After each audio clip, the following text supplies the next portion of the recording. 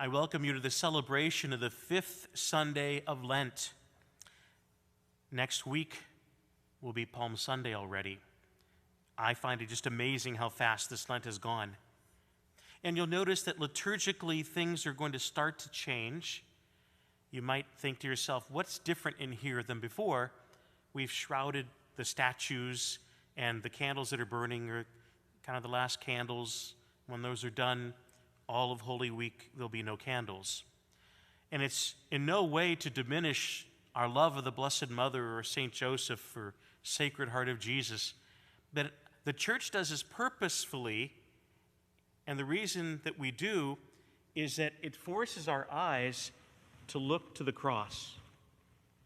And that's really, if you look at today's reading and all the other readings of this coming week, they're very forgiveness-oriented and cross-oriented. And so that's why for so long we've been doing these little environmental things which now start to make some sense when we piece them all together. One of God's main policies is governing the universe, is that he always seems to give a second chance. It may seem strange to speak of God as having policies, but if a policy is a consistent way of behaving in the face of specific circumstances, God's habit of giving us another chance definitely qualifies as a policy. And this is what the prophet Isaiah tells us.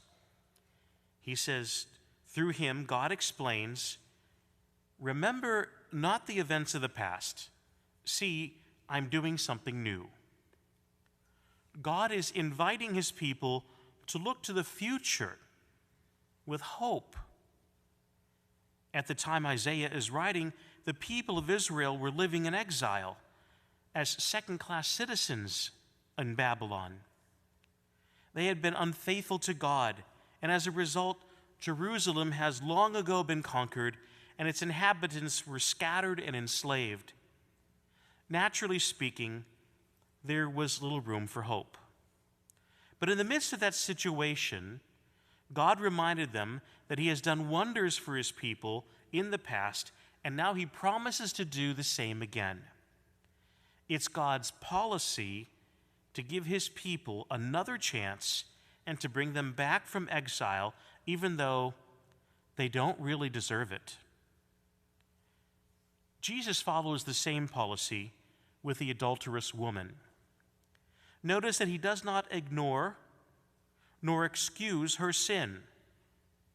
He acknowledges it and actually says to her, "Go and sin no more." But at that same time, he doesn't condemn her. He gives her another chance. Another way to understand second chances is mercy and forgiveness. It's the best example of real love in a sinful, fallen world. Let's savor God's mercy by seeing what a grace it was for this adulterous woman. The incident occurs during one of Israel's great holidays. Imagine there's thousands of people, pilgrims, that have flocked into Jerusalem to celebrate the feast day. Many of them are camped on the hillsides outside of the city, or maybe they stayed with relatives in nearby towns. This kind of living circumstance, combined with the festive atmosphere, lent itself to irregular situations in which temptations could easily present themselves. This woman fell into one of those temptations. And then she was caught. Whoever caught her, maybe it was her husband, or maybe it was the wife of the man that she was committing adultery with, was absolutely furious.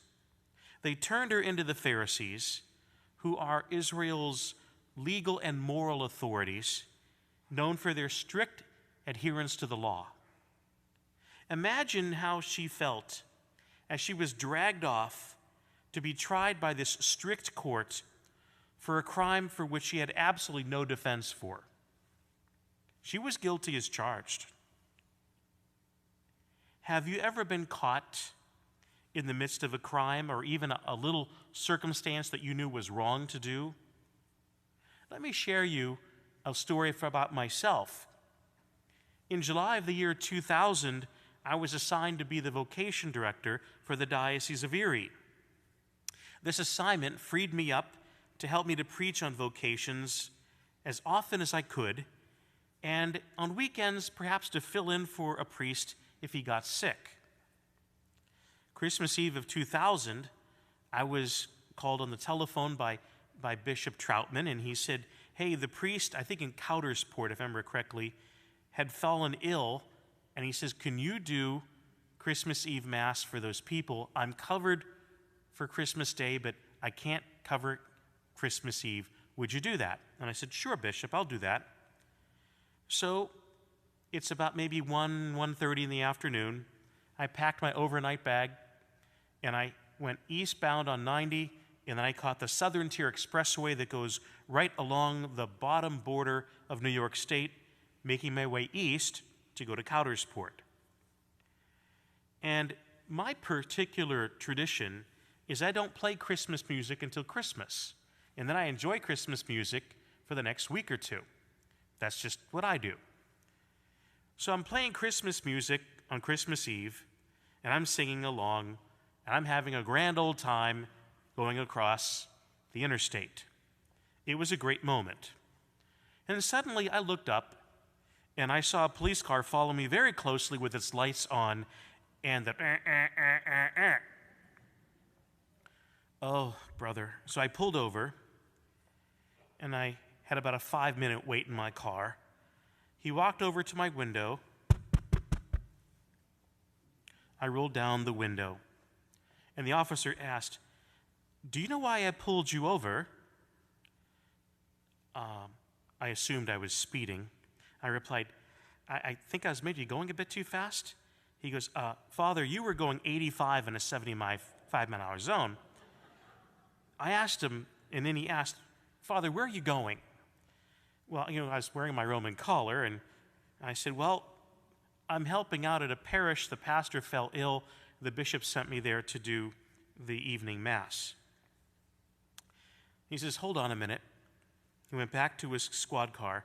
Another 5 minutes. 5 minutes I will never have back again in my life. And then he returned, and he handed me a ticket. He goes, here, Father. I looked at what was on the ticket. It was $5. He said, Father, you're parking on the side of the highway, and you shouldn't be parking here. Now get going and be careful. I said a rosary for that man and his family. I paid the ticket with deep gratitude, but boy, oh boy, was I nervous. I can only imagine embarrassment, nervous, and maybe other words might have described how that sinful woman felt over 2,000 years ago. She knew that the penalty for adultery was extraordinarily severe. She knew that she would now be ostracized by her peers and even her family, indeed, if she even survived at all, because the ultimate penalty for that type of a sin was ultimately death. She was caught. She had nowhere to turn. But Jesus forgave her. It's policies like this, second chances, mercy, forgiveness, that I think gives sinners like you and me a shot of living a new type of a life now and in the kingdom of heaven. And so I guess I, for myself, asked if I've wronged anyone here, please forgive me. And I hope that you will take the time to maybe say that same thing to someone that maybe you have wronged, whether intentionally or in the heat of a moment of emotion or something like that. I think that when we do that, it not only is healthy for the person who was wronged, but also it's healthy for the person who committed the infraction. We live in a world today where we're all looking for better health. We're much more conscious of better mental health and better emotional health now than I think ever in history. We're much more aware that we have a health system, as imperfect as it may be, but we're able to help people now that we couldn't help 25 or 30 years ago, definitely 50 years ago. We're much more aware of those things. May we be aware of the power of mercy and forgiveness, because that's the stuff that will change our lives.